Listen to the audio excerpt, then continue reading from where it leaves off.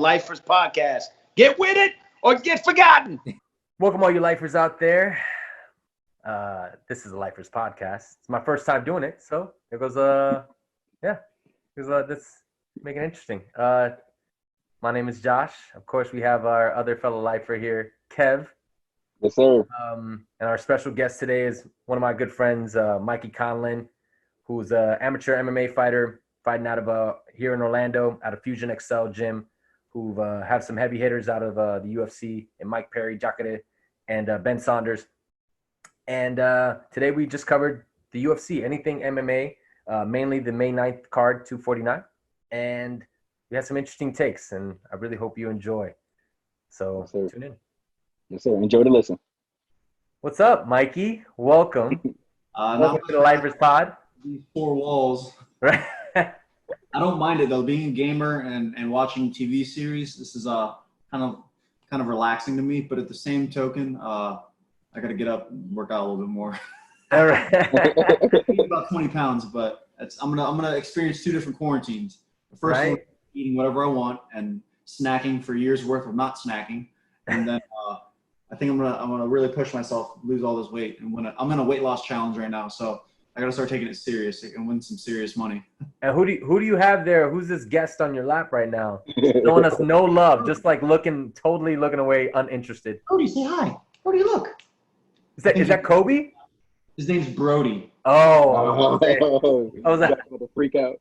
Brody. What's up, Brody? Good pup. He's probably everything I've ever wanted in a pup. This is Jenny's firstborn and my newest son. Nice. Nothing like being a fur dad, bro. I get right? it. I'm doing well. What's up with you guys? I'm happy to be on. Just doing our pods as much as we can. We just finished yesterday. We actually just finished kind of our opinions on who we felt won or did best in this offseason, with free agency signings and the draft, and who we thought did the worst. NFL. Yeah. Good old NFL. And then I think we talked a little bit about kind of our take of like what's gonna happen with this NBA season.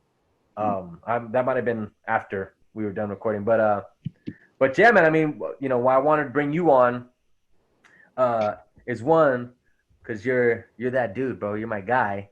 Who you're one of the first few guys that I've gotten to know that is that not only is an amateur MMA fighter, but is coming out of a really prominent gym right here in our local town that I honestly was ignorant to, Fusion XL. Because everybody talks about American Top Team. I feel like they're the biggest horse here in Florida. But your gym has some great killers in there too. I didn't even realize Ben Saunders was in your gym too. I just went to the website and saw him on there. Who was somebody back at Friday when I worked at Fridays. I used to take care of him all the time, and he was like the nicest, most humble guy ever. And I think at that time he was just on Ultimate Fighter. So, and I was so heavy into watch. So I was like, oh my God, I can't believe I'm taking care of Ben Saunders. But he was such a cool guy. But the reason why I mentioned that also is because one of your boys, Mr. Jacare, is going to be fighting in this card that's going to give us sports for the first time in a long time, right? Yeah, much needed. It's looking like it's. I mean, it goes down. We're not there yet, boys. Disney is promoting it, so if they didn't want it to happen, they wouldn't be promoting it on ESPN and the way that they are right now. So hopefully, all good things will happen. This card will go out without a hitch. How does it? How do you feel being somebody in this MMA world who, with everything that's been happening, kind of, there's been no entertainment sports-wise. There's been plenty of other outlets. I feel like. How does it feel to know that, like, we're going to be seeing this next card with 0 people? I know we got a little bit of that with the UFC Brazil, but, that card in comparison to this is just not on the same level.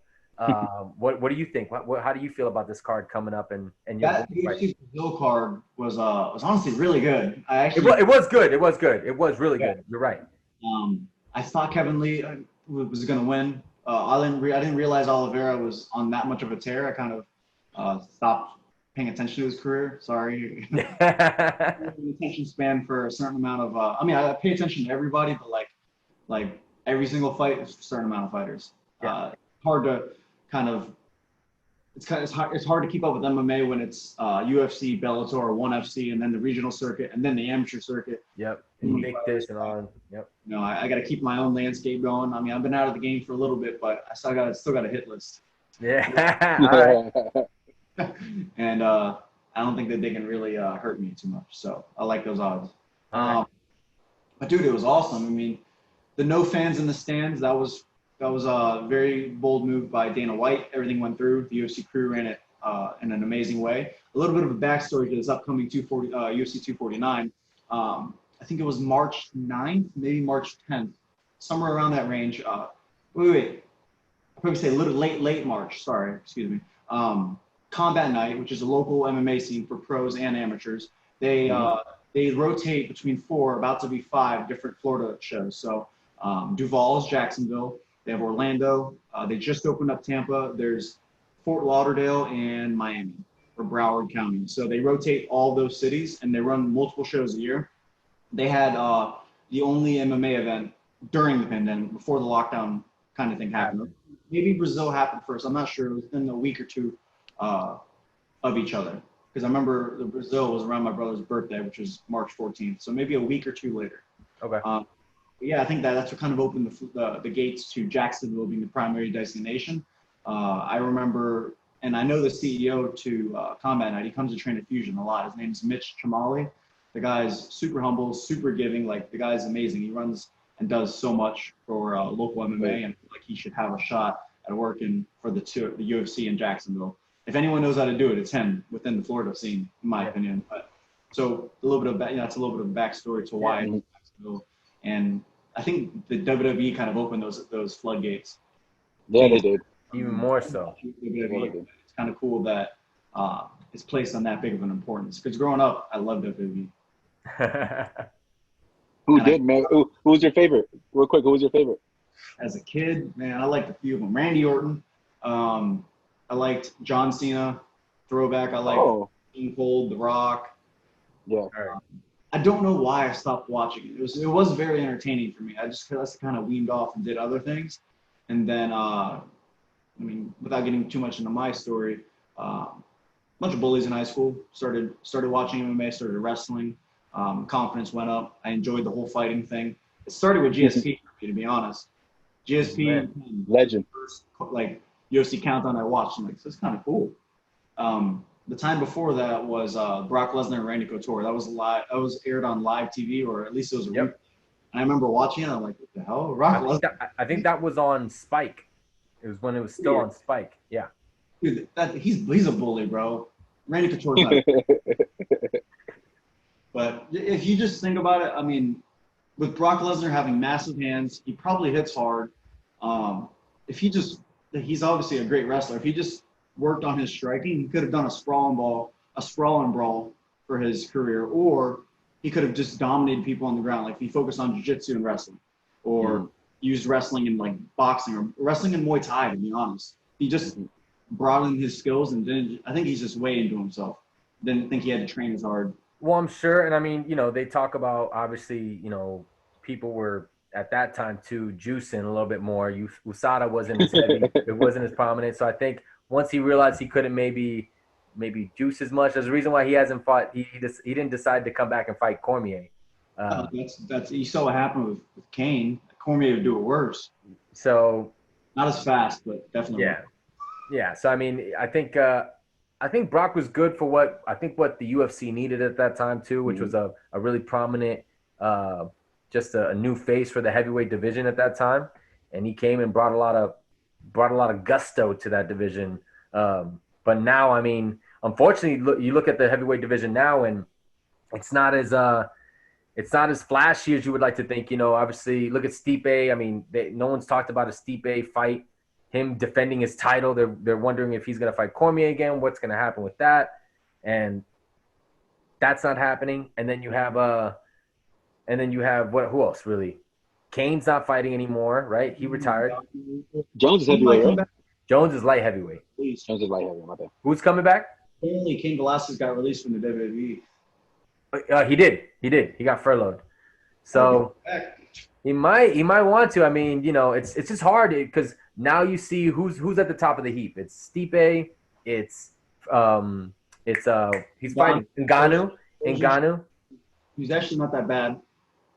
Oh, who? The guy he's supposed to be fighting next week. Yes. What's his name again? Struck. Something Struck, right? Yeah. Yeah, they're both gonna bang. He split Overeem's face in half. His lips specifically. That was bad. Bro. Almost every second of that fight, if I remember correctly. Yeah.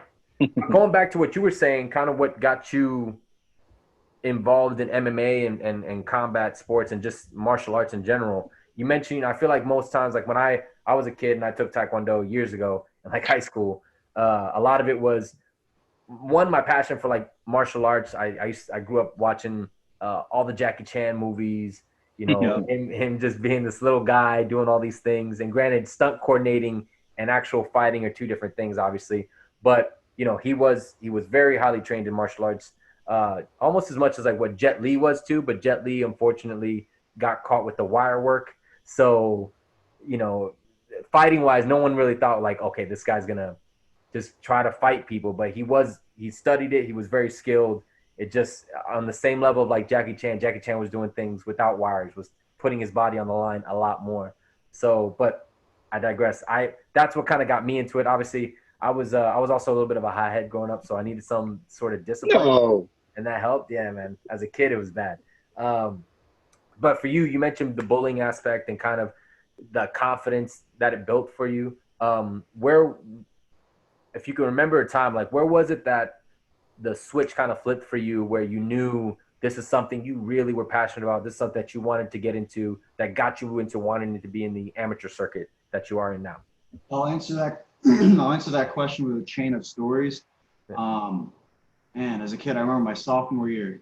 It was weird. So high school was a tale of two different, just like my quarantine, tale of two different experiences. The first 2 years, I was finding myself, and honestly, we're all still trying to find ourselves, even past high school. But yeah, I was just trying to figure out who I am, where I fit in, who my true friends are. First 2 years, I was kind of nervous, timid, scared of a lot of things, and that's not how I want my kids to be raised. I want them to be confident at all times. So I feel like that's the adjustment I'm gonna make. But I had a friend who turned into a foe because he thought that I did something wrong to him, and him and his friends started to bully me and to do it a lot. And I always had to look over my shoulder and put on rings. And there's been times where he'd like pants me in front of everybody at the gym, or at cafeteria. I mean, and man, just looking back, I'm like, man, I should have just swung. It's in my blood, and I remember growing up. Man, here's my ADHD. I'm gonna try to. It's all good. That's what we're here for, man. I love it. Possible, but man, growing up, my dad, as a kid, we would just take long trips to New Jersey, because that's where he was born. I was somewhere we went pretty much every summer. So in those road trips, my dad would be driving and just start telling us all of his fight stories, and he was a superhero in our eyes. It was amazing. I hit me with a wooden bat, and then I did this. I put stitches here. They never wanted, to fight me, or I was a little drunk, and he was trying to pick on my brother. I came up and I just whipped it out and peed on him. He's like, hey, my aim's kind of bad right now. And the guy's like, you're crazy, blah, blah, blah. So basically, it's kind of similar. I mean, I like to think my brother is the troublemaker, and my dad's brother is the troublemaker, and then I'm more like my dad in the aspect of like not really looking for much trouble, but being able to back it up. Yeah. Anyways, just knowing that I had that in me, well, eventually learning that I had that in me, man, I should have cracked that kid. There's this one time he came up to me, he was like, dude, I'm sorry for all the trouble that me and my friends kind of put you through. I hope we can just be friends again and squash this. I'm like, yeah, dude, yeah, blah, blah, blah. And I was just like accepting it all and falling for it. Smacks me, runs away, and just all of his friends start laughing. I'm like, I just ate it. I was man. one of the most moments. Bro, my blood is boiling. Bro, there's so many times when you look back when you're younger at like confrontations. Like I would have automatically like there's no. I used to black out when friends would play fight with me, like they'd be joking around and they'd smack my face, and I had to like be I was like, hey man, don't touch my face. Like I get it, like don't hit my face. That's not disrespectful. And I like my adrenaline would boil, bro. Bro, I'll never forget one of my best friends. Shout out to my boy Mario. We were going to eat at a Perkins, and it was me, him, his dad, and one of our other good friends, Tony. And we were just gonna go like have breakfast, and fucking we're about to walk in. I don't know what we were saying. I think we were just talking shit about to each other, jokingly. And he's like, my boy Mario was like 6'3", taller dude, bigger dude than me. And so he just came in, bah, and just hit me in the face, like slapped me in the face. And I remember I just looked at him. I was like, hey man, hey, because he was laughing. I was like, hey, don't hit my face again. I was like, don't hit my face ever again, bro. I was like, I don't play that shit. I was like, I will fucking fight you right now in front of you. I'll beat your ass in front of your dad. Like, don't hit my face. And he's like, oh, bro, my bad. Like, he realized it. He was like, yo, my bad. Like, I was like, it's all good. You know, I get it. We play around, but don't fucking touch my face. And it just, a lot of times, I feel like there's a moment where, like, we realize, all right, man, especially when you're being bullied, because I was always skinny and smaller than a lot of kids, that people, they felt the need to want to be able to pick on you and feel empowered. Kids are weird, man. It was, but weird. Bro, but once I learned how to fight, and once I actually had hands, some decent hands at that time, it changed, because people, you give, like Jorge Masvidal says, you give one kid the 2-piece and a soda, or the 3-piece and a soda, and then other kids are like, oh damn, okay, well maybe I don't roll up on them. Maybe I won't really roll up on them as much as I might think. So it's pretty interesting to see that. But going back to kind of what led up to your mixed martial arts kind of career, the start of it, of your amateur career. What you told me that you came from Tampa to train specifically out here in Orlando at Fusion Excel.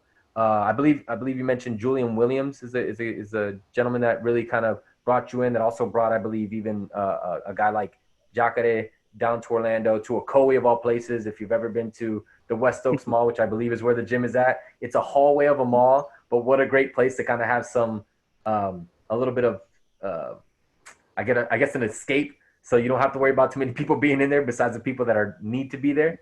I really like that it's in a mall. It's different. It's but what honestly, if it weren't for the DMV and Fusion, they're like right across from each other. Yeah, there's really nothing else to do in the mall. I mean, there's a movie theater. There's nothing there, my man. There's nothing there. If you guys have ever played Dead Rising, that's what it feels like. Yeah. You walk the mall, you're like, why are these still open? Like, is there like a boss? It's all a front. It's just the front. Mall. No one's gonna talk to you. So what was it about Julian? Because I really don't know too much about him. I saw his record. I believe is 12-1. What is it about him that really brought you, kind of compelled you to come down to Orlando? It wasn't like a direct recruitment. How it kind of happened was I was training in Tampa. I had a good team, Gracie Tampa South, great coaches, great teammates there. I had a good thing going, but just something felt off. And I feel like the loyalty to my hometown and to some of my best friends and some of the people I was around just kind of hindered my growth. And then opportunity kind of presented itself. My girl had she lived in Orlando. She went to UCF. She had a lease over here. She lived with a few roommates, and she renewed the lease while we were in Tampa. I'm like, oh, okay, there's the opportunity. And then her roommates insisted that I move over. The rent was half of what I was paying in Tampa. It was a brand new opportunity. I get to be with my girl a little bit longer. I guess from the outside looking in, people think that she is hindering me and kind of holding me back, but like they don't know the conversations that happen every day. Like I've naturally lost myself since moving here, and we're always constantly working out in front of me, eating healthy.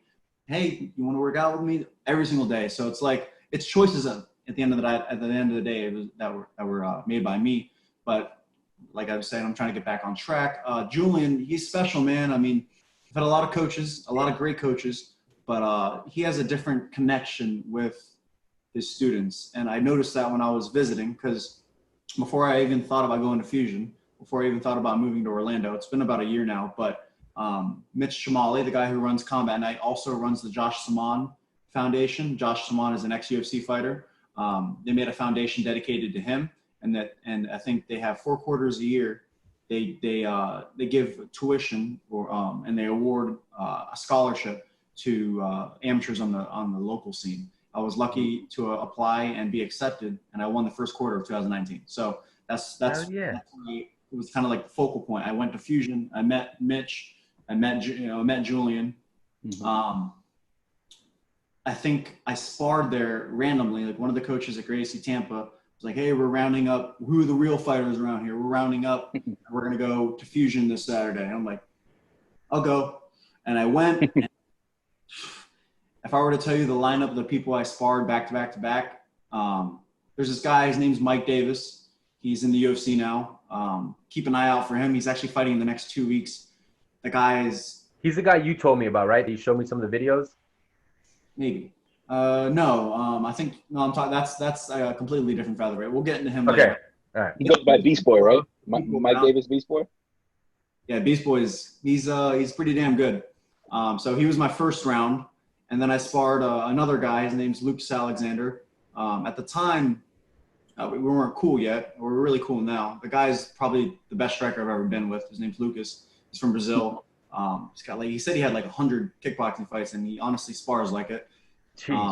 So there's that, and then Julian sparred me, and I just felt like such a high level at Fusion. I'm like, man, I'm not a terrible fighter, but I'm definitely not here yet.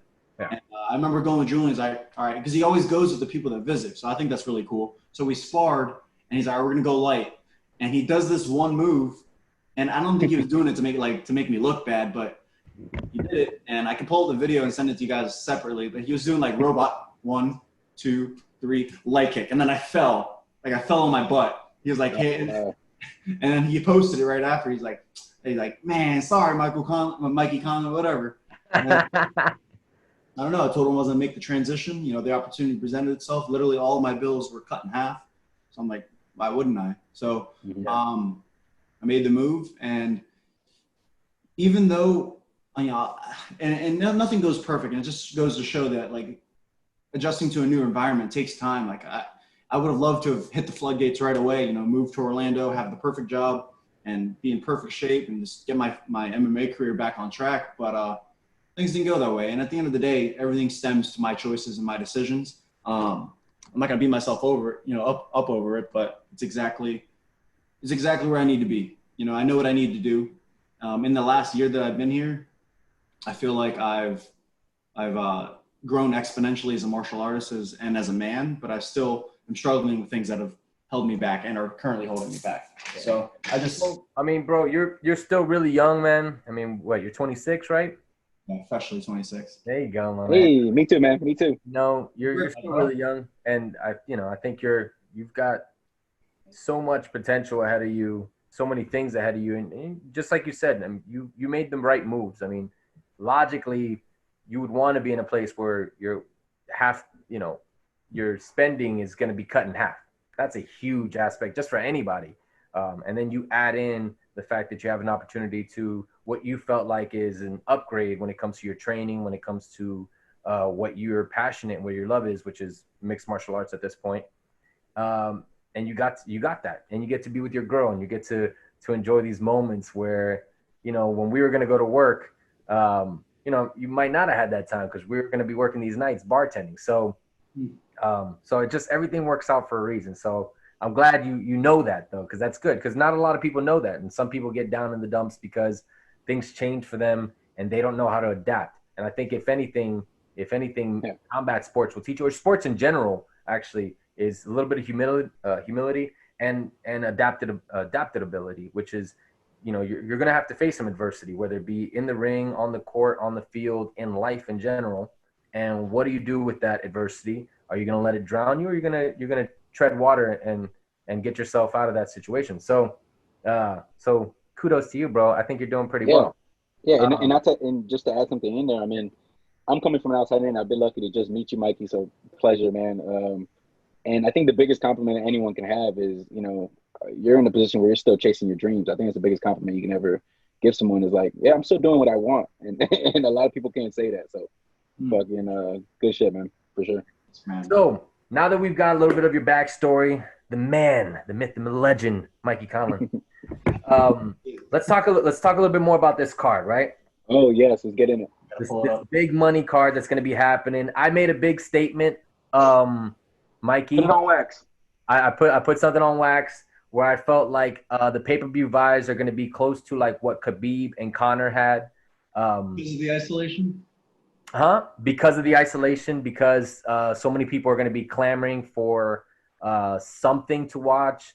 You know, now that these, at least in Florida, and I believe in a few states and numerous of other cities and states, they're slowly reopening to even 25% capacity. So you're going to have the opportunity for people to be at sports restaurants with bars to hang out and watch some of these fights. So the amount of people that can actually have access to these fights are going to go up, even if you're not ordering it from home. Now you still have the ability to go out to a local spot and watch it from there if you'd like.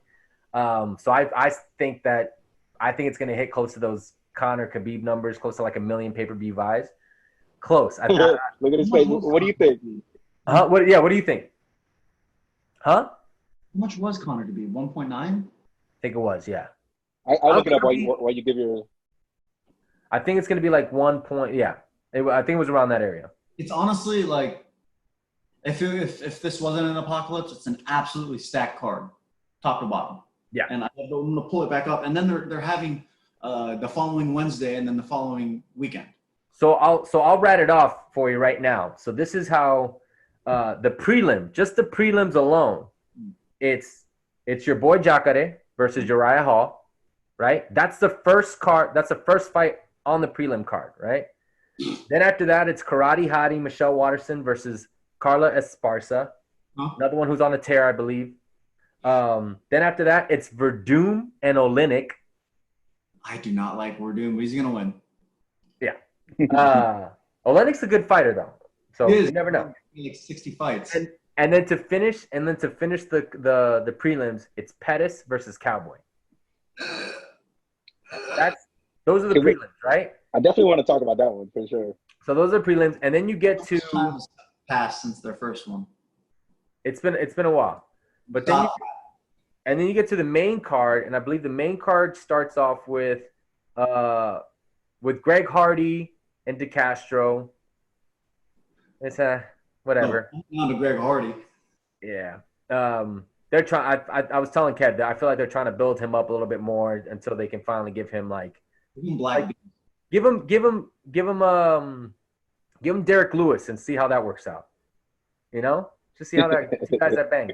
Then after that, it's going to be Jeremy Stevens versus Calvin Kattar. So 7 and 9, right, in their respective rankings in featherweight. Then you got the murderer, Mr. Ngannou, versus Rosenstruck. That's 2 and 6 in the heavyweight, which awesome. But I think if Francis, you know, if he wants any shot at the title, obviously he needs to win this fight. And then of course the two main events, which will be the bantamweight title bout between Henry Cejudo and Dominick Cruz, and then of course Tony Ferguson and Justin Gaethje for the interim lightweight. So starting off with your boy and Uriah Hall. Who do you? I mean, you know, obviously you're a homer, so you got to support your boy. What do you think about that? Let me go from a fan standpoint, and also, bro. I mean, Jacare's got click. He's got a click, bro. When he's in the gym, he's got peeps with him. Yeah. You know what I mean? People recording his workouts. Like, he doesn't take the same classes I do, and honestly, he probably doesn't even need to. But, he's always putting in work. He's in crazy shape. We did a little bit of situational sparring and drilling once. I don't get the privilege of training with him all the time. Yeah. That man is strong. The man knows what he's doing, and I've watched him spar, like actually spar, and he isn't. How do I say this? There's different types of people. When you spar, there's people who take care of their partner. That's how I am. I'm always, I'm trying to, get my licks in. I'm trying to get, work new movement, and then, just try to evolve as a martial artist. And then there's people who just no matter what. It's like they fight how they that's a theory, train how you fight type of thing, which I don't train how I fight. I feel like I'm way too aggressive than how I train. Like I'm like touching, but I'm fighting. I'm like. But Jacare, man, he's just so good, and I feel like he's relied on his boxing in the last few fights. This is coming from a fan standpoint. I'm not gonna put it a teammate standpoint, but yeah. man, he's a good boxer. But you were a multiple time world champ, ADCC world champion. You can take down almost whoever you want and submit them. I truly think that. Yeah. And the bump up to 205, I didn't know what that was, but that wasn't a bad fight either. He's just trying to box people's faces off. I don't think that Hall can stand in the pocket with him. Hall can knock out anybody. He's very flashy. Yeah. But at the same time, man, he's a coin flip if he shows up or not. Yeah. Yeah, he usually either has some sort of knockout of like spectacular fashion, or he kind of gets beat up. Or he gets beat up. I think from what I saw, I think Hall, 80% of his wins come via knockout or TKO. 31 for, I believe it was for Jacare. And then submission though wise, I think Jacare had 54% out of his total wins were out of submission, whereas Hall I think was only 7. If it hits the ground, man, I don't see Hall getting back up. So, and I mean, would you say Jacare is maybe he fights middleweight 185, but he probably walks around like 205, not more? Does he walk around heavier? You think? My guess is that he's walking 215, 220. That's my guess. He's a big boy. Yeah, I believe it because he looks like he's a big boy. I can't imagine him looking across the octagon and looking at him weighing in at 185, like that weight division, crazy. Right. All right. So I give it to Jacare too. I want to support the local, but I think I don't know. I mean, I agree. I think if he can get him to the ground, if he just decides not to bang with him, I think Uriah Hall is just a really talented striker. I think that'll give him his best shot to just put him away. So after that, we have Michelle Waterson and Carla Esparza. I think Esparza is I feel like she's on a win streak right now. While you look that up really quick on Hall, he's been sleeping and working in his gym, Fortis MMA. In I saw the article. Yeah. Or what type of workouts he's doing. I don't know what Jacare is doing, to be honest. I don't know what anyone's doing. I know what Tony's doing. He's doing what he's always doing. Yeah. Backflips on resistance bands or whatever. You know what I mean? Whatever he wants, bro. That's what he's been doing. The best thing about Hall is that he's a great value Israel Adesanya. Herb. He's a G League Izzy. Yeah. I think he has so much potential. I don't know what holds him back. Hey, real quick, just so we can circle back real quick, Khabib and Conor did 2.5 million. They did 2.5 pay-per-view buys? Pay-per-view buys, 2.5. Okay, no, I thought it was on the 1 million aspect. So I'll retract it to I think they're gonna get at least 1 million pay-per-view. They'll hit a mil? I think they'll hit 1 million. I think they'll hit a mil. I mean, a part of me is like, why are they still charging us type of thing? But then again, I'm thinking like, if people are smart and not spending their money on shopping, they can afford this. I think that's why. I think in all actuality, they know the people that are fight fans are going to be more than willing to spend the $60 for a card of this caliber, just because, I mean, there's a ton of killers. It's just a ton of killers on this card. I feel bad because the next few cards are not. It's just going to be very underwhelming. I think they have on Wednesday, the following Wednesday, they have I think that the main event is Hill versus I don't know. Claudia. Huh? I don't know any of those cards. The female fighters, I mean, she's it's Angela Hill versus Claudia Gadelha. I can never pronounce her last name. I'm saying with the Wednesday card, I don't know the up and down. Like I don't know who's fighting. Oh no, yeah, I don't know either. I think they just announced some of the main events, which I mean, if that's what I'm saying. If like the main event is Hill and Claudia, I think we can assume that the rest of the card isn't going to be really stacked. Here's this for a curveball. Conor McGregor posted a picture of himself and said, "Stay ready." Masvidal's not fighting Usman. Confirmed. Ooh. Oh, he's up. Man. Well, yeah. Where the smoke fire, boys. I mean, honestly, Yeah. I'll pay to watch them fight. I think, and I love Conor, and I love Masvidal. I like them both. I just think Conor's too undersized for Masvidal. Even though, honestly, if he's gonna fight another welterweight, Masvidal's probably on the smaller end of all the other welterweights that he'd potentially fight. Because Conor's not gonna fight Usman. Usman will he'll dry hump him into submission because Usman is too big for him and his wrestling is too good for Conor. Not a big Usman fan. Huh? Not a big Usman fan. I know. We talked about that when we first met. I get it. When he's fighting. Huh?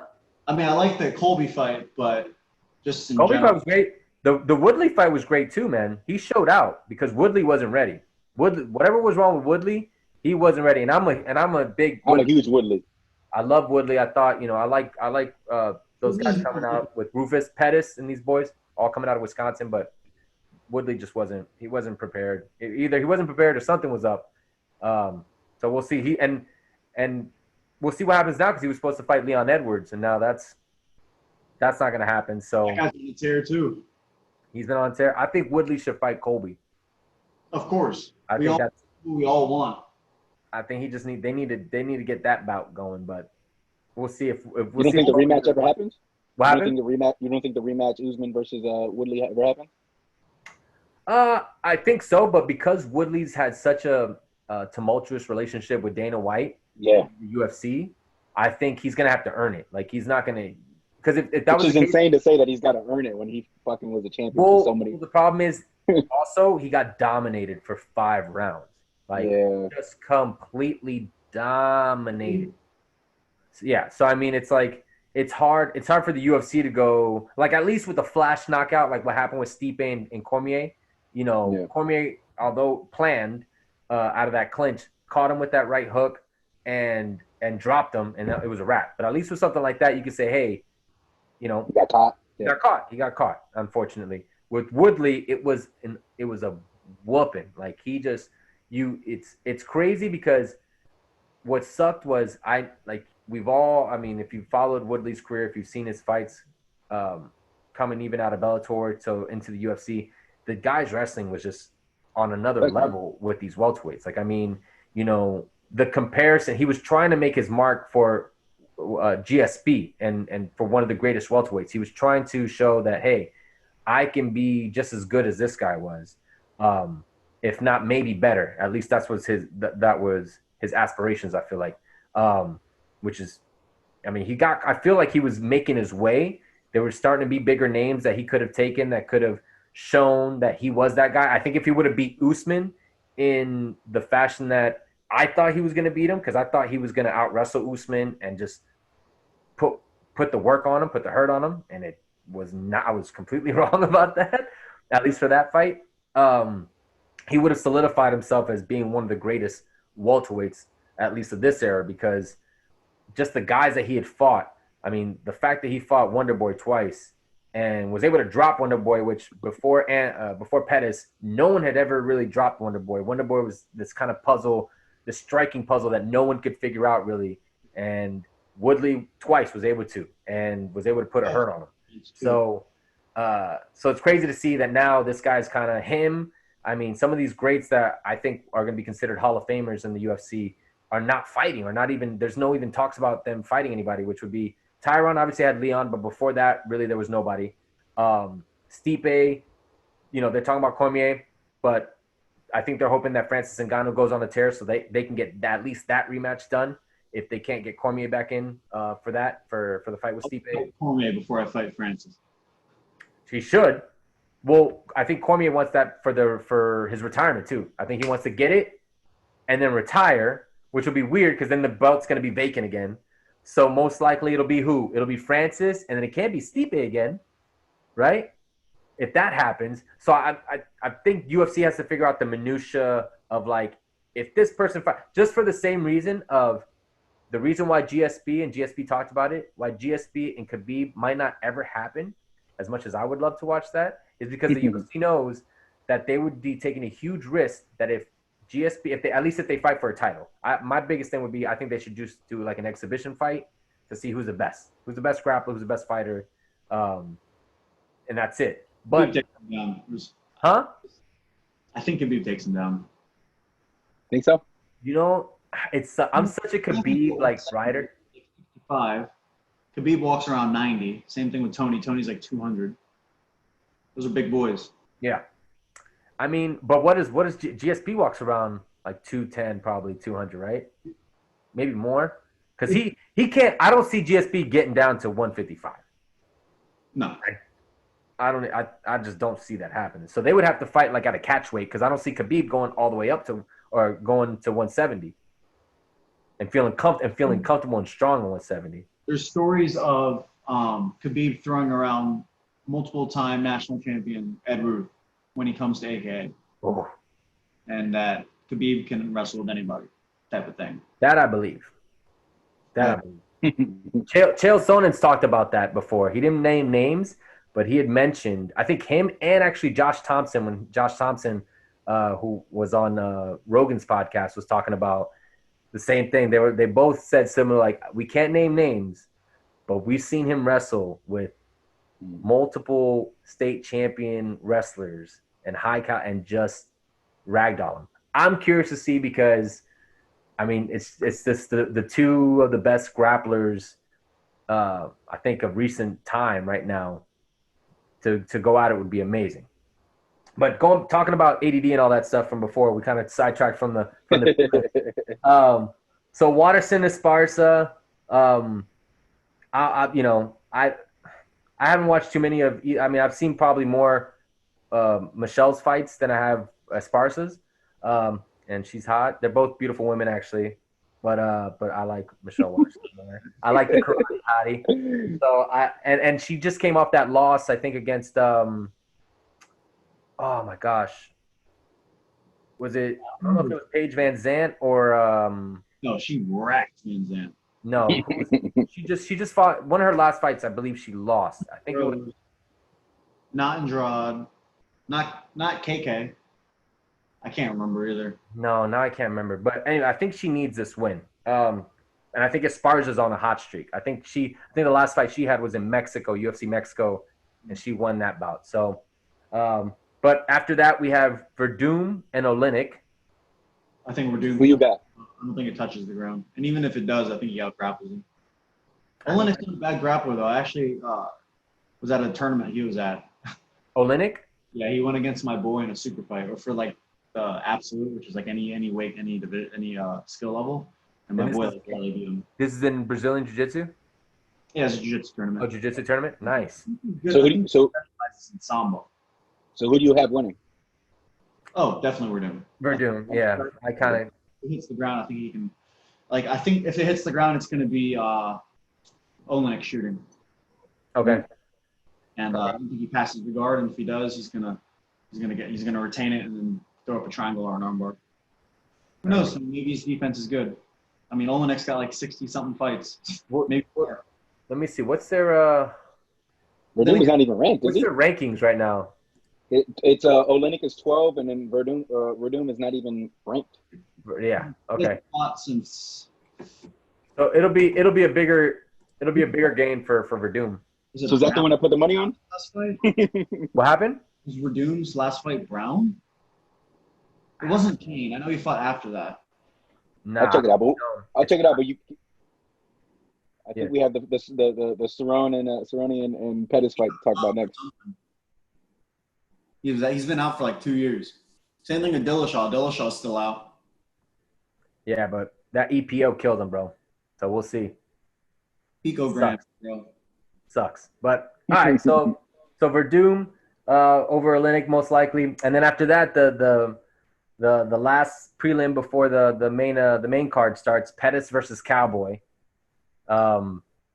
Both like to stand and bang. Both need this. Both need a dub. Cowboy came off that disappointing loss against Connor within like the first 4 seconds of the fight with shoulder strikes. Blew my mind. That was wild, man. And yeah, I mean Pettis had a good showing against Ferguson, man. And then after that, I think he fought Wonder Boy, didn't he? Or Wonder Boy, and then knocked out Wonder Boy, and then who was it that he fought after that? After Wonder Boy, I thought he fought somebody else. I think Chiesa was before. I'm Chiesa not was- happy he submitted Chiesa. I don't like Chiesa. Okay, you don't like Jesse? Don't talk about my mom. Don't talk about my mom. Somebody hold me back. Runs up, gets decked. He literally says that. He says, someone hold me back. Like, Wait, was he? Oh Where was no! that on? Was that on Ultimate Fighter? yeah, it was a press conference with him and Kevin Lee. yeah, yo, I know his mama got tickets, and then he goes, don't talk about my mom, don't talk about my mom, blah, blah, blah, blah, blah. Someone hold me back, gets up, and then Heavenly's like, what's up? Bing. And dropped it. Damn. Dang, I never saw that. I'm like, bro, you're just gonna, if you're gonna get run up on, don't get mad they got sucker punched. You really expected someone to save him. Well, you know. Hey, Redoom's last fight was in 2018 March against Volkov. Alexander Volkov. Volkov beat him, TKO'd him. Oh, Volkov? Oh, okay. Yeah, Volkov. Yeah. It was like, I think it was like third or fourth round. Oh, I love fourth round TKO. Okay. I love seeing Redoom go down. You guys know that ugly face he makes? Poor guy. All right, so who do you have in this Pettis Cowboy fight, man? Man, Cowboy's grown so much as a fighter since they last fought. When he's on, he's on. And I don't know Pettis is very skilled as well, but he's definitely not the Wheaties box Pettis anymore, and never will be. No. I think that Superman right hook from heaven that touched Wonder Boy's chin, I don't think that ever gets reciprocated. No. I don't think Pettis well, this is the thing is, he was losing that fight. every second of it. He was losing that fight. See, I mean, you could see the levels of Wonder Boy striking to Pettis. And Pettis is no slouch in his striking game. He's really, but just Wonder Boy just on the levels, like you said. Bro. I can't imagine his timing and his distance management and how hard it is to hit him. It's the angles he gets. Long, lanky. Oh, and the switch kicks. I mean, considering he's 170, he reminds me of like some of his kicking, like Barbosa, like the speed. Obviously, Barbosa's 155, a little bit smaller, obviously gonna be quicker. I'm soon too. But man, some of these kicks that Wonder Boy throws, I'm like, Jesus. I think I got Cowboy. I don't think he finishes him though. You think it goes decision? That's gonna be a bloodbath. If it goes decision, it's a bloodbath decision. Long, man. I think these guys are gonna try to bang and put up a show. Then again, that's the thing. They're both showmen. Like they're both very into the fight, but they know how to put on a good fight. Again, here's another angle. I mean, he dropped him with a liver kick last time, and honestly, Donald Cerrone's body is known to be fragile. I don't know why. Same thing with Matt Brown. Matt Brown had a fragile body. There's certain people who just can't take body shots. Now, but do you think both of those guys, Matt Brown and Cerrone's had, I think, more fights than I'm sure he's had more fights than Matt Brown. But do you think that's just the wear and tear of just being a skilled position like striker and just kind of being somebody that's going to take constant shots and shots and shots and shots that eventually your body. I mean, just like these guys that had granite chins. And then they were constantly catching on the chin, and then just one guy. All it takes is one guy to finally wear that chin out, and then it's gone. Do you think that's kind of like the same thing maybe with Cowboy? 50 fights. Cowboy's got 50 fights on his belt. Yeah, it's ridiculous. I imagine that chin is not as good as it used to be. But, no. I mean, it was still pretty. I mean, I've never been knocked out, and I hope I never do. Knock on wood. No, please. I never want to see that, bro. I feel like I'm in somewhat control. I'd rather you get submitted than ever get knocked out, bro. I don't want you. I haven't been either. So no, I know. I feel like I'd rather see you tap and get up on your own 2 feet and be okay than see you sleeping. Yeah, no. I don't want to see any of my boys ever get knocked out. Shit. Yeah, jeez. Yeah, I think I'm gonna take. You know what? I lean more Pettis. Yeah. Just because I think he's more willing to go after it and try to finish. But I really want Cowboy to win. I think he needs I want him to go. I hope after this fight, he just decides, hey man, I'm going to hang it up and either train or something. Because I think he's at a point where it's just going to do more harm than good for his career. He's not going to become a champion. He's not, he's not going to get the big money fight ever again. Conor was the closest thing to that. And the talent's just getting better and better. And I just don't see a need for him to continue to fight. I imagine that both of them are very well compensated fighters for the longevity of their careers and them both touching gold and the other one contending for gold. Like I imagine their pay scales are very nice. You'd be surprised, man, because they got to pay a lot of guys though. And I mean, you've seen the Fighter and the Kid podcast, right? With Brendan Schaub. I mean, he talks about only 5% of those fighters on the UFC roster make good money. You know, Alistair Sterling was on Aljamain Sterling, I think his name actually, was on Rogan, and he was talking about, man, you know, by the time you finish paying off the team, because, you know, you got to do right by your team, you know, you might not have enough to kind of get by as long as you feel you might need to. So base pay 8 and 8, you know, $16K, a lot of that is taken away from you.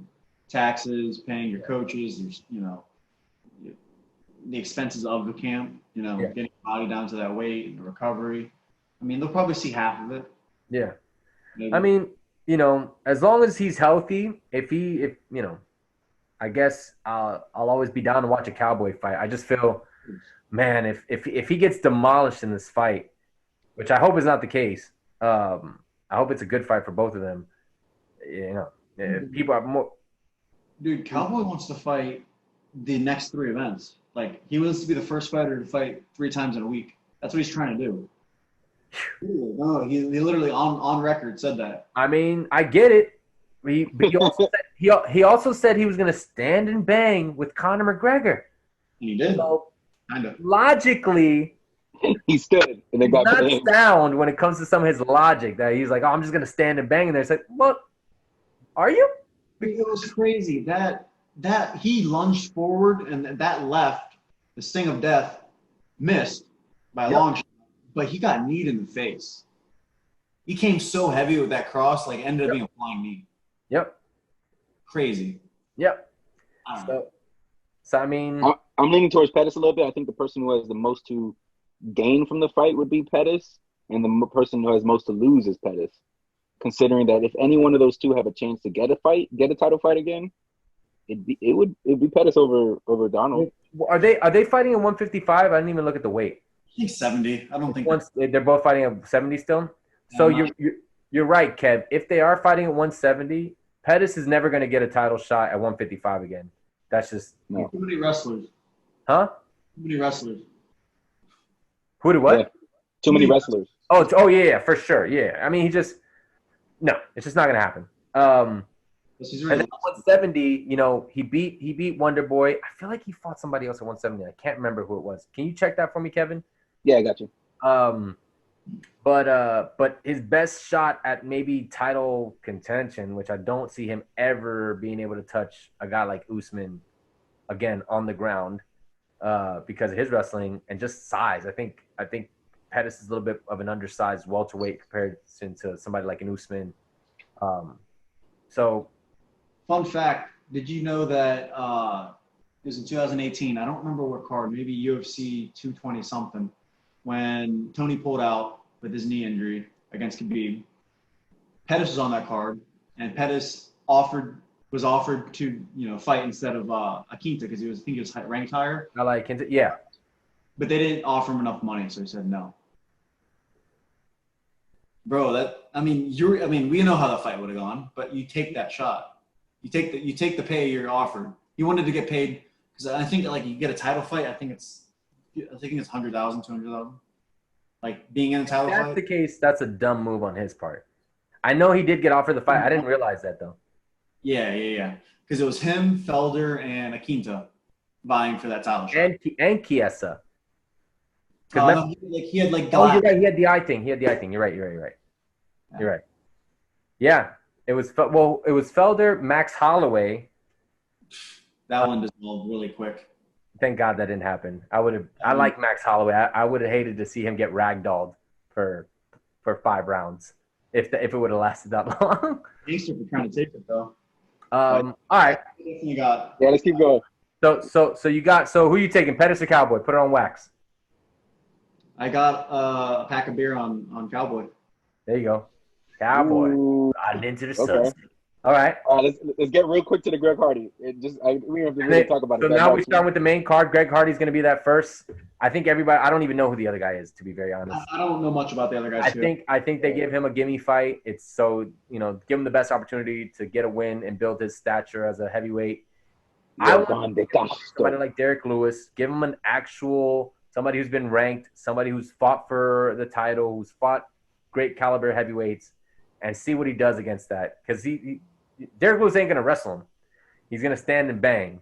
And Derek Lewis looks like somebody who is, one drumstick away from like just being extremely out of shape. But this guy puts people to sleep and does work for looking somewhat out of shape, which I think he's a very disappointing fight against Ngannou. What happened? Very disappointing fight. Who? Black Beast and Ngannou. Oh yeah, that was bad. But remember, they both luckily have come back from that fight. They both have. The heavyweight division's so shallow. I mean, if Greg Hardy gets 5 straight wins, he's in.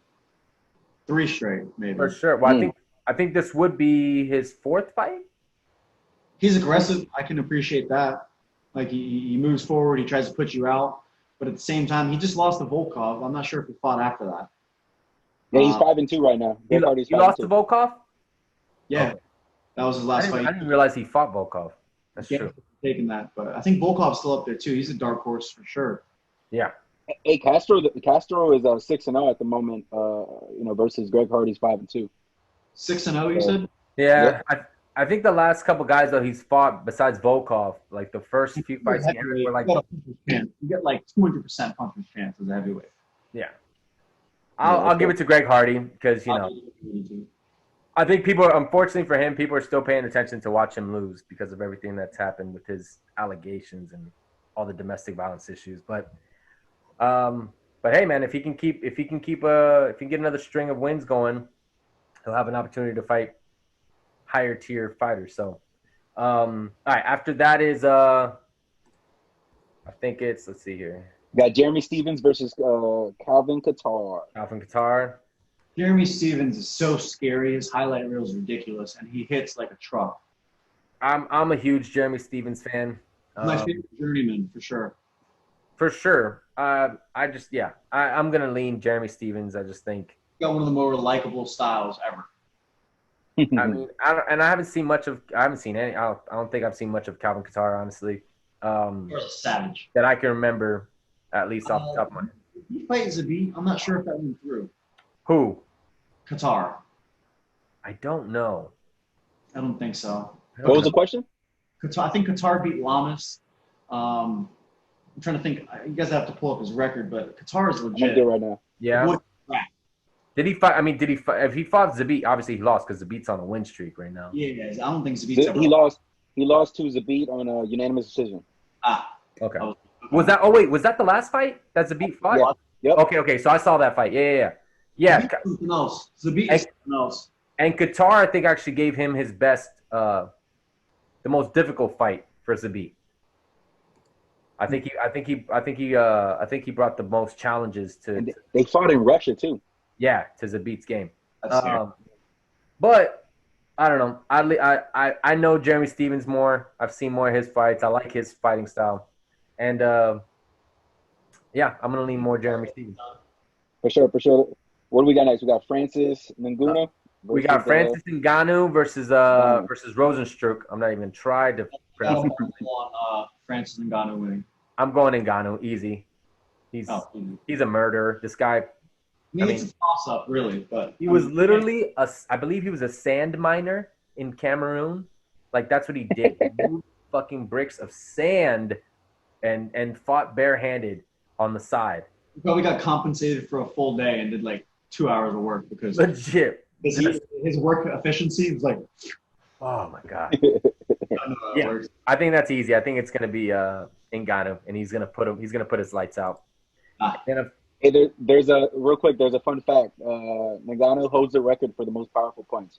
It says it's equivalent to 96 horsepower. Yeah. Imagine getting hit by that. Nope, never. That's never. Nuts. You couldn't pay me enough to get a hit to get punched. I thought Overeem was going to dominate him. Like on paper, it's like Overeem's a pure striker, K1 champion. Like Overeem has all the tools to. But he's not super. But remember, he's not super Overeem anymore. He's not juicing no more. He the softest chin in the world. Overeem, it's like he has all of that skill, but I think the MMA gods are like, you know what? We're giving you all of that mass, all of that skill. Give us your chin. Right. Well, again, I feel like he lost a lot of it too once he wasn't juicing it. Once USADA came in, and some of these guys didn't have the recoverability as much, because I feel like a lot of these guys take it to recover. So I'm sure some take it because of. You guys want to talk a quick little segment of people who aren't quite themselves after USADA? we could do another one, bro. We could do another one for sure. Yes, let's do another one about We could do another one. But yeah, so I think we can all agree in Ngannou. And now with the first co-main event, we got Dominick Cruz. And tell me something a little bit about Dominick Cruz. I'm sorry? Talk to me about that Dominick Cruz, because I don't see Dominick where he came Cruz from. is a former champion. At it was 135, right? He was a 135 champ. Dillashaw was the last champ before Cejudo, which Cejudo fought Marlon Moraes for that vacant title because Dillashaw had to relinquish it once he got caught with the EPOs and all the PP. Shame. Yeah, it sucked, bro. And so because he was a great fighter. And then so now Cejudo is what he likes to call the triple champ. He's the 125 featherweight, the bantamweight, and then what is it? What's 125? Is that featherweight? Flyweight. There it is. All will bend the knee to Triple C. I love it. And he's an Olympic gold medalist in wrestling. What makes him so great, Mikey? Like, what is it about his game that you appreciate? I mean, Cejudo barely beat, in my opinion, the greatest fighter of all time, and that's Mighty Mouse, Demetrius Johnson. And then Demetrius I didn't even know you can do that in MMA, but ONE FC traded the UFC, Ben Askren, for Demetrius Johnson. Yep. Like, they traded, fighters. Yeah. So Demetrius Johnson set the record for title defenses at 11, and it was like, see ya. Didn't even care. I mean, I'm sure he cared about the Cejudo fight, but, he didn't get dominated. It would have gone to the champ. It was so close. I think, yep, and I agree. I think DJ already beat him up. He beat him up bad the first time. One round. Granted, Cejudo, and that was when Cejudo was on a tear, and that's why he got that title fight. And then he went another tear after he lost that fight. He did, get better, I think. He hasn't lost since. He hasn't. And I mean, the dude, as much as the gimmick that he has going on right now, I'm not a fan of. Cringy. That's what he's going for. He's an amazing fighter. But, man, I am more of the old school. I've seen Dominick Cruz fight early on in his career and just become this champion and become this guy that a lot of people adapted his fighting style. I mean, I feel like TJ Dillashaw adapted, and even Cody Garbrandt, who beat who's the last fight I think Cruz had, right? In 2016. Was Garbrandt for the title, which, Garbrandt won, and deservingly so. Garbrandt gave him some looks that, I think kind of gave him a taste of his own medicine and was able to just capitalize on that and showed that at that night he was a better fighter. But I've always felt like, man, he would be the guy, and unfortunately just due to injuries, he was just never able to really come back. And he ended up becoming an analyst and kind of focusing on that, it seemed like. But and a great analyst at that, by the way. Mm-hmm. But I just feel like, man, he's going to be a Hall of Fame, Hall of Famer for UFC.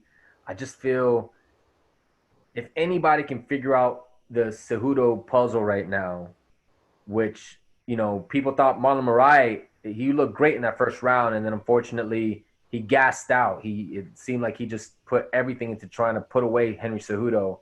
And when he couldn't, Henry Cejudo said, all right, now it's my turn, bro. And Henry Cejudo went to work on Marlon Moraes, who was getting that momentum going to be the champ, that could have, potentially fought TJ Dillashaw if he wouldn't have lost his belt, and proven and could have shown how he would have dealt with a fighter of that caliber.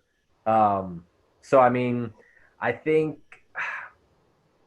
I want to go Dominick Cruz. I'm going Dominick Cruz because I like Dominick Cruz, and I want to see him win. I think he deserves. I think he deserves. What happened? Obstacles he's been given. Look, just imagine, Kevin. Imagine Dominick Cruz. The best way I can describe him is a picture-perfect career. He's beaten a lot of big names. He's defended his belt. You know, he beat Uriah Faber twice. He doesn't have the most crowd-pleasing style. He's very elusive. Tag, boom, bing, bing. He's a point getter.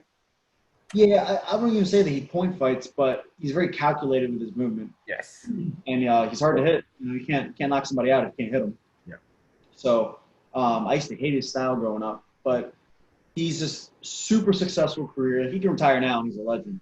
But for it to be ridden, for him to be robbed of that with so many injuries, he's had he's torn pretty much everything you can in both knees. He's hurt. I think he's hurt his elbow as well. He's always sidelined. Like him fighting is like a present nowadays. And he beat the guy that I told you about, Demetrius Johnson. Dominated. DJ. Really bad. That might have been one of DJ's last losses. That's kind of crazy to think about. Cejudo and it is his last loss in 2018, August 4th. So 2018. So two of Demetrius Johnson's last losses have been at the hands of these guys. That's crazy. Yeah. Yeah, you're right. And when DJ fought Cruz, that was at flyweight. That was at 125 and 135. 2011. It was on a Fuel TV card. It was the main event. But it was a 125. 35. 135, right? Okay, yeah. 125 didn't exist until I think. Not yet. Yeah, you're right. Well, you're right. Because once he went down, he just dominated. Once that division got created. Once Benavidez, everything was easy. Yeah. Benavidez was like they were back and forth, rivals, this and that, split decision, and then he dominated. Then he knocks him out cold. DJ knocking somebody out, that was crazy. And right. Benavidez back then. I got Cruz though. You got Cruz too. Mm-hmm.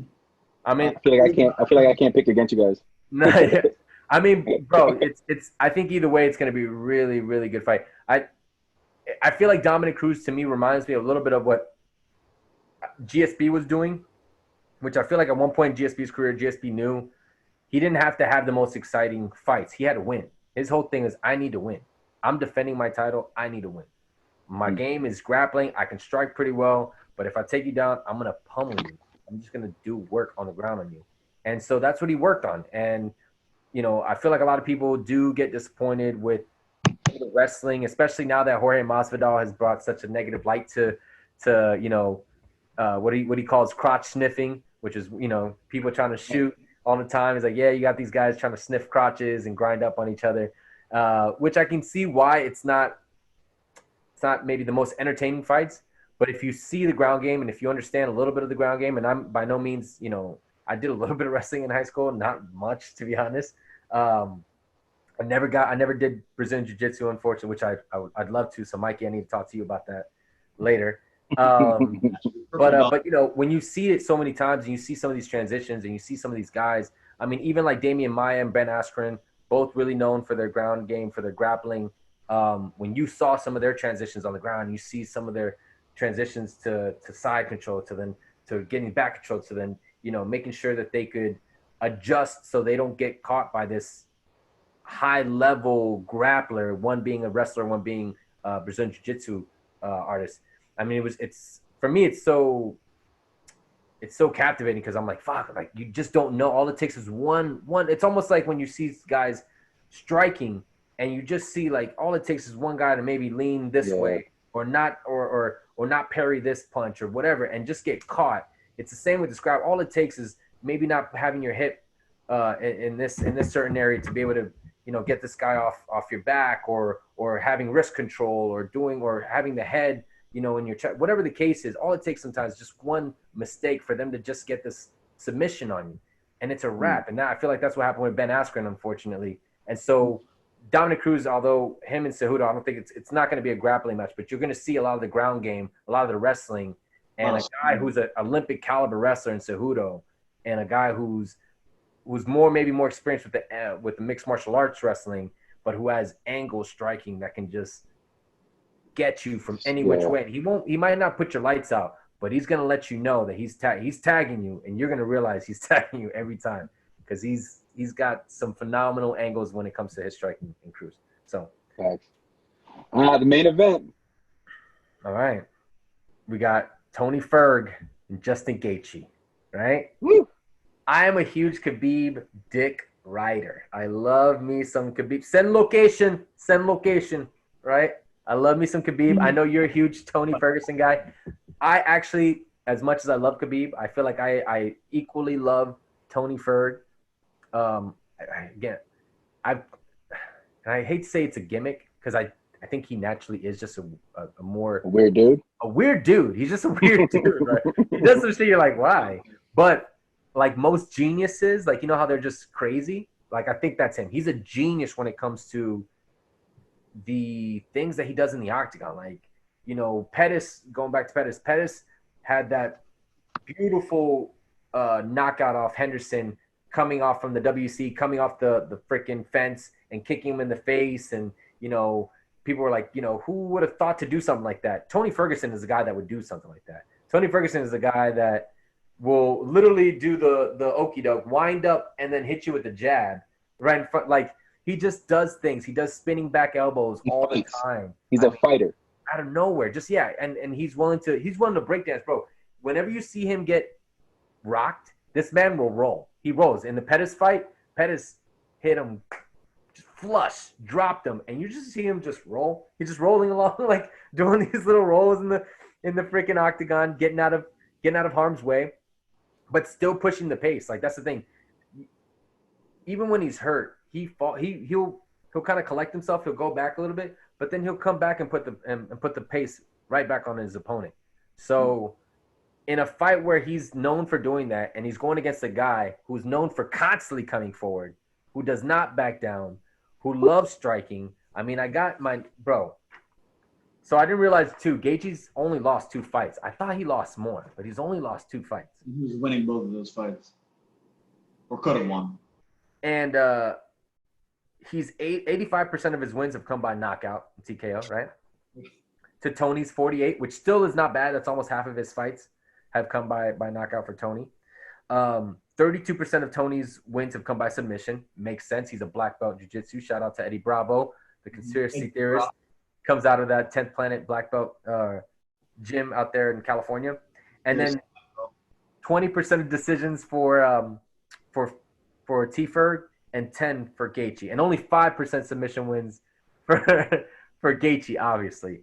I think if you look at it on paper, you would think that Gaethje potentially has a high chance of knocking out Tony Ferguson. And Tony Ferguson has been known to get caught a lot. He got caught in the Kevin Lee fight. He got caught in the Anthony Pettis fight. I want to see Tony Ferguson and Khabib. You know, I think it sucks that Tony Ferguson essentially is fighting for another lightweight or another interim belt. I feel like in all actuality, Tony's defended his belt already a couple times, one against Pettis, one against Cowboy, because he never lost that interim. You know, he never lost that belt. Khabib did get lucky in which Tony had to pull out of that fight, and Khabib ended up winning the title from a guy like Ali Quinta, which, as disappointing as that was, I think now with Khabib beating Conor and then beating Poirier in the fashion that he did, has shown that he is a champion that is capable of defending his belt. Tony has done, I think, the same thing with beating with beating Pettis and beating a guy like Cowboy. And now, you know, if he beats Gaethje, him and Khabib again are just neck and neck for who's going to be the greatest lightweight of all time. Because at this point, Tony Ferguson is on a 12-win fight streak. If Tony Ferguson can put away a guy like Gaethje, who's pretty hard to put away because when this guy gets injured, he has a little bit of that Chris Lieben aspect to him where he gets even stronger and kind of gets even angrier and starts just throwing even just crazier bombs on these guys.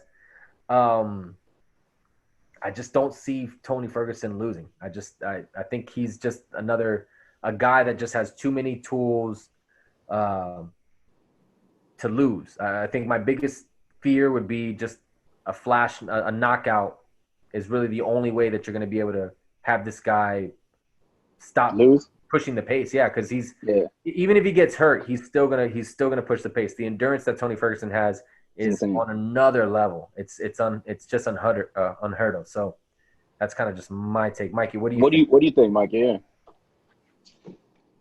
I think Gaethje hurts everyone he fights. Tony's gonna get hurt. I'm a big T. Ferg fan. I still think T. Ferg would beat Khabib. But that's honestly the biggest coin flip. And that's a fight fan's dream. And if you're trying to introduce someone to MMA, that's the fight. This is the card, bro. This is the card. Hey, you never watched MMA before? Come over. I'm having the pay-per-view at my house. You really need to see this. That's the best way to put someone on, is this whole card. Ooh. It's hard to predict. They're going to bang it out. I hope Tony can check kicks. He's going to get leg kicked. Tony can kick as well. I think the fight favors Tony. What do you guys think? If it goes towards the later rounds. Tony. For sure. Tony. I agree. Yeah. I think Gaethje has the first 3 rounds to really put the hurt on him and knock him. Huh? I think he has 2 because I think he got TKO'd in both third rounds.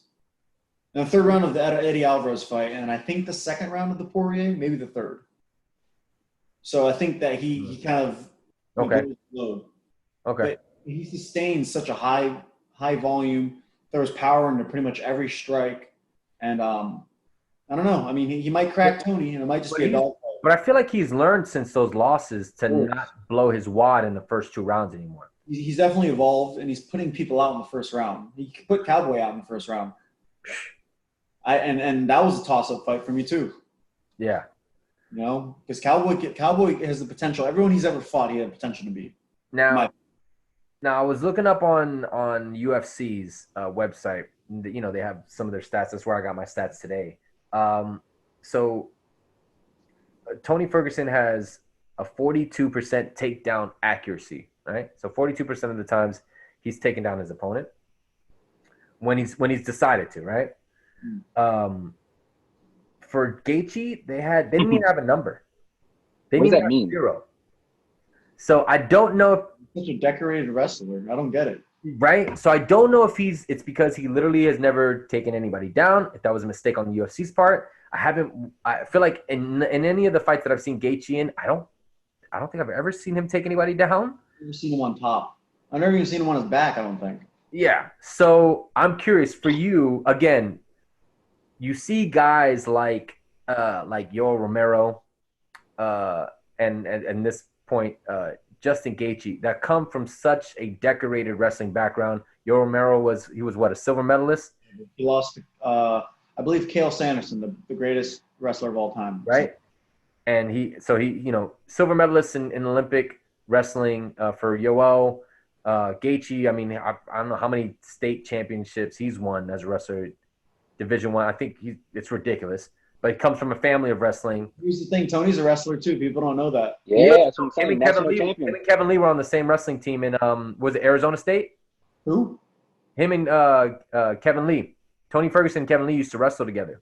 Huh. They're on the same wrestling. You didn't see those press conferences before they fight? He was like, yeah, man, Kevin Lee was talking mad shit. He was like, oh, he's always been a weird dude, man. He was like, fucking nobody really liked hanging out with him. He was so fucking weird. He's talking shit about him.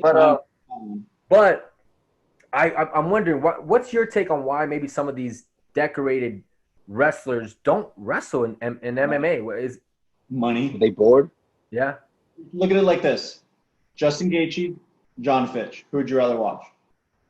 Justin Gaethje. Gaethje. Oh, yeah. I'll watch Gaethje with my eyes closed and enjoy the fight. Oh, Gaethje rocks it, blah, blah, blah. I'll just have to hear what he's doing. You do get, yeah, you're right. I mean, in a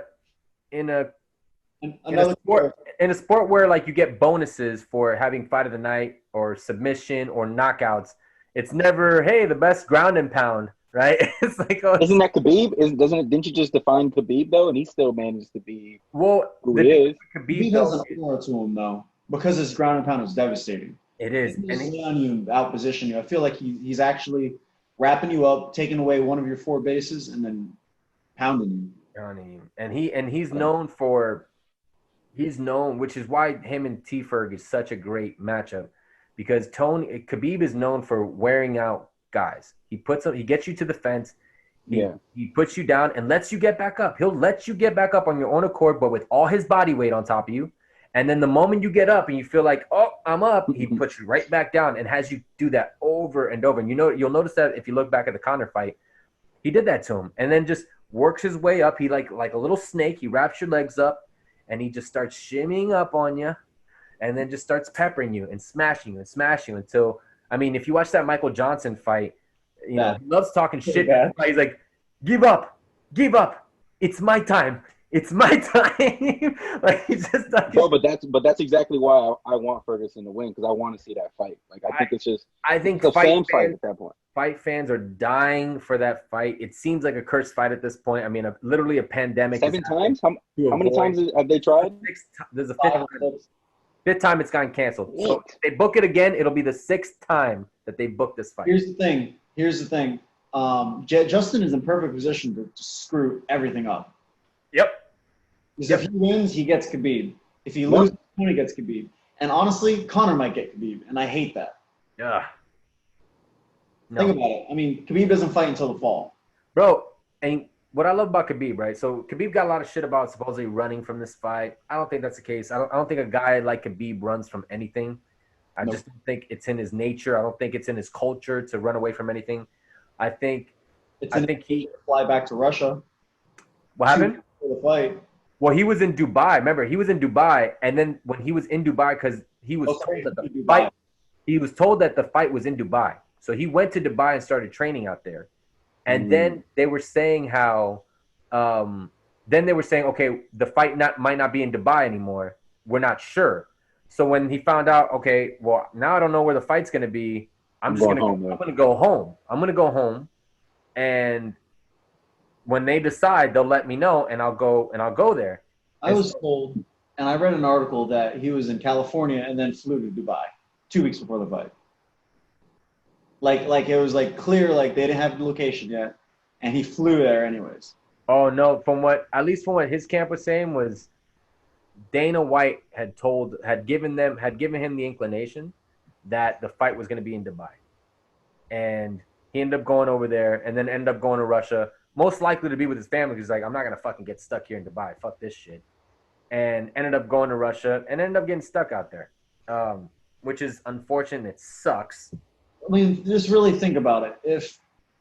If there was any way that money can make things work, and I'm sure that Khabib's wealthy, Dana White can make it happen. Here's a private jet, man. Just get in with your team. Come on, let's make it happen. I don't know if it's that simple in Russia, bro. You know, it's funny because he's had talks. Huh? I think it could have got done. I thought it could have got done. That's my opinion. I agree with Mikey. I agree with Mikey wholeheartedly on this.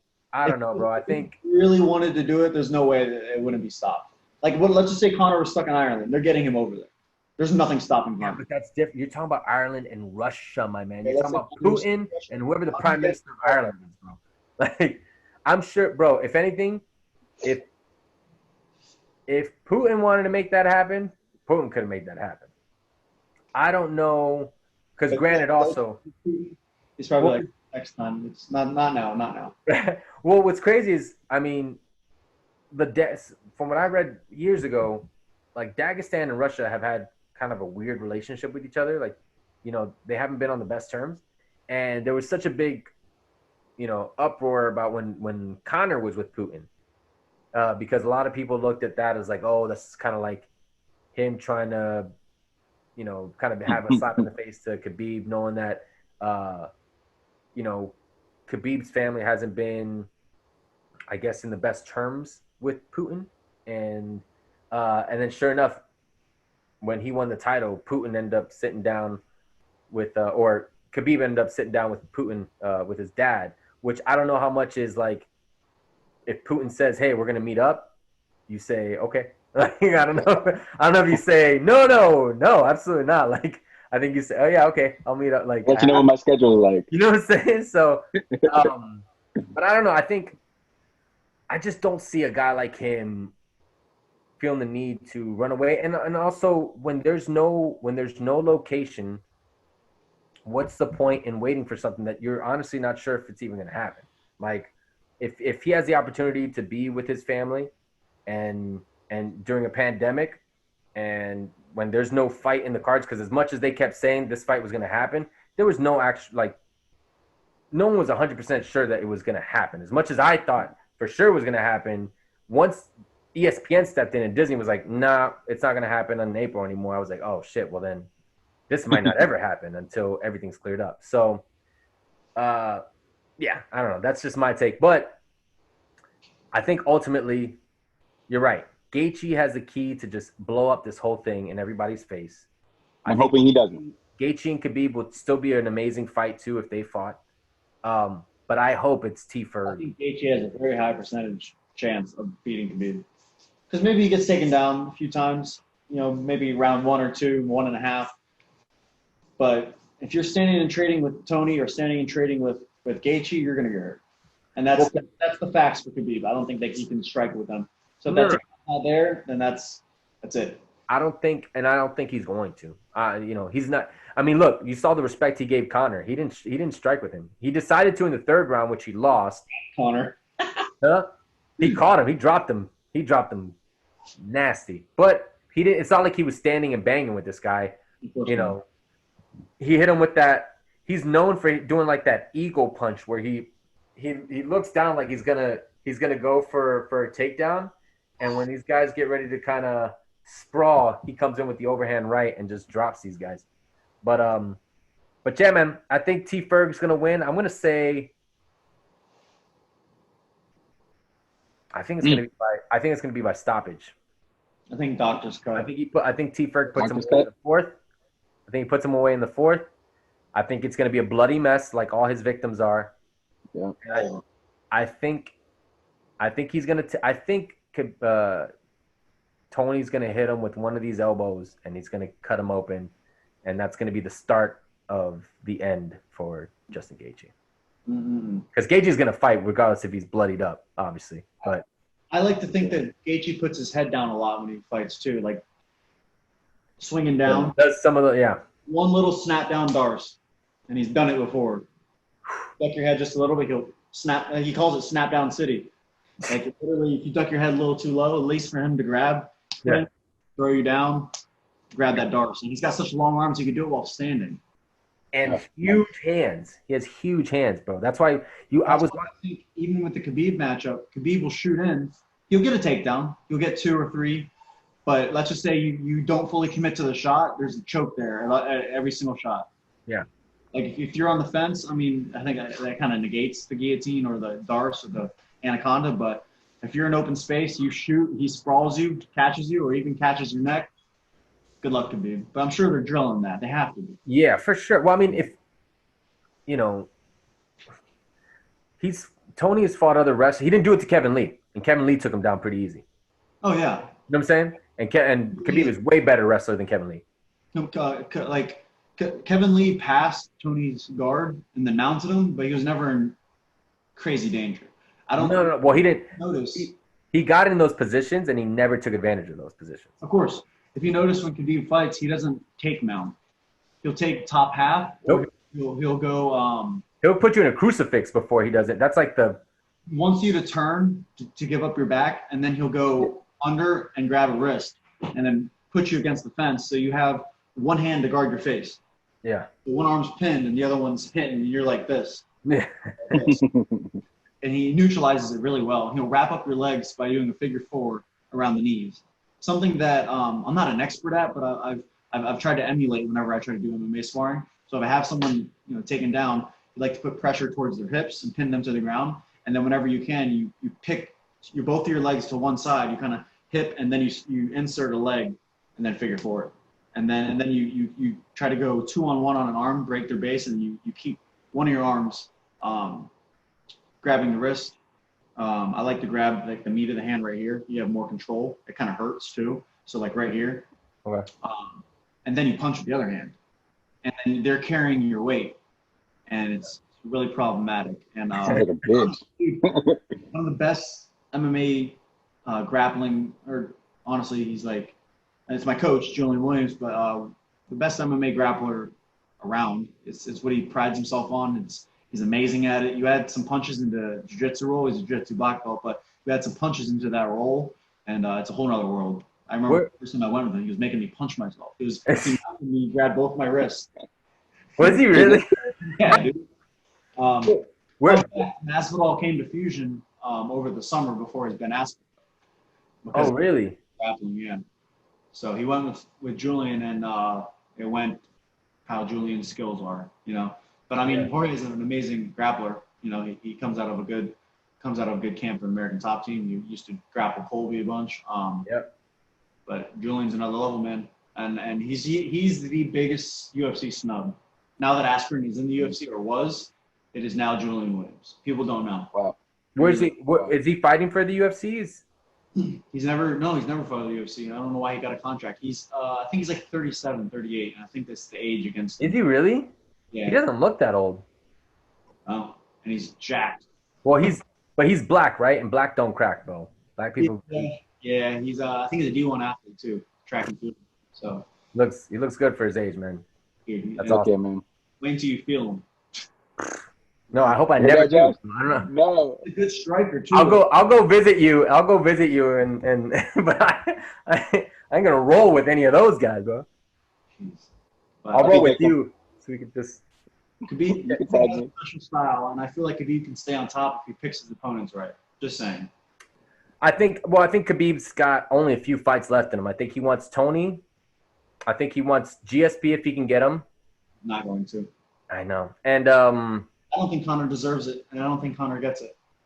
there's no point. Conor's not going to beat him. They fight 10 times. Conor might get a lucky punch and knock him out 2 of those 10 times.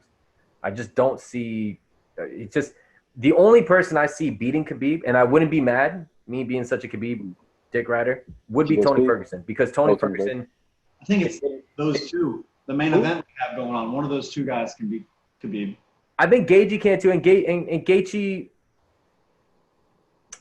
can definitely catch him.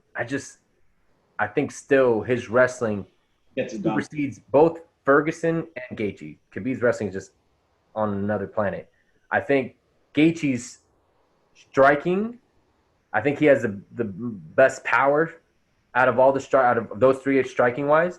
But Ferguson, I feel like he does volume punches. And they all hurt because his hands are so massive.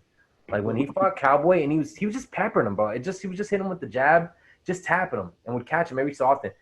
And the damage he was doing, I was like, bro, he's not even hitting him that hard. Like, not even loading up, bro? Yeah, and even Josh Thompson talked about it when he was on Rogan, just how big his hands are, and how much control he can get when he gets wrist control, and he grabs on guys when he's on the ground. I mean.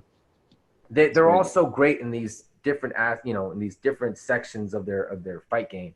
So I just think Tony has his expertise in Brazilian Jiu-Jitsu and just being just different. I think is the only thing that gives him the best opportunity to beat a guy like Khabib. Mike, you get the last word. He's only lost 1 round in his whole career and has never been cut. Was that Kev? No, I was gonna say. I think you get the last word here, man. What's your we like to call it your hot take or on wax? Yeah. On something that's you feel in your heart that you kind of want to talk about or say. You have your 30 seconds, your minute that you can just spit it out there, man. What you got? Like this. Dustin Poirier had Khabib in a deep guillotine. Even Khabib said it was deep. Imagine Tony with your neck.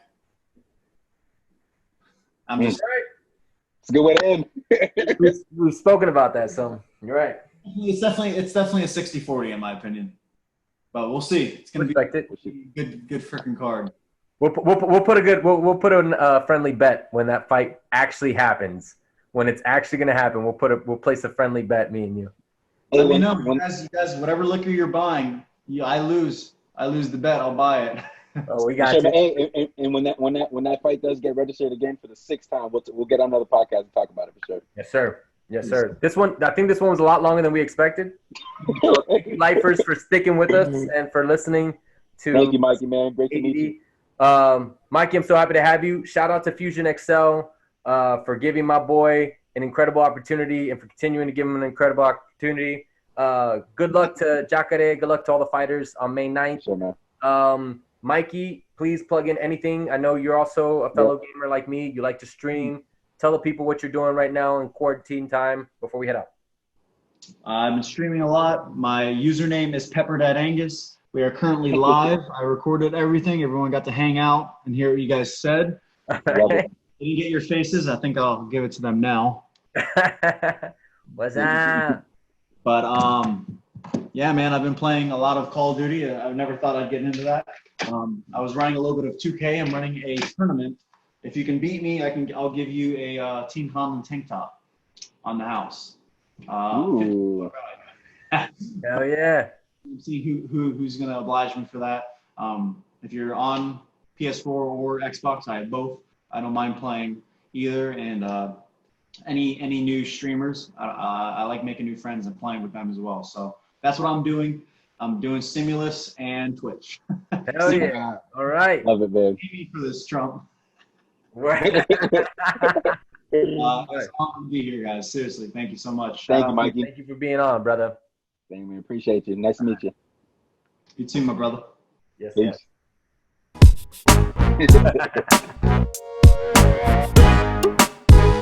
yes.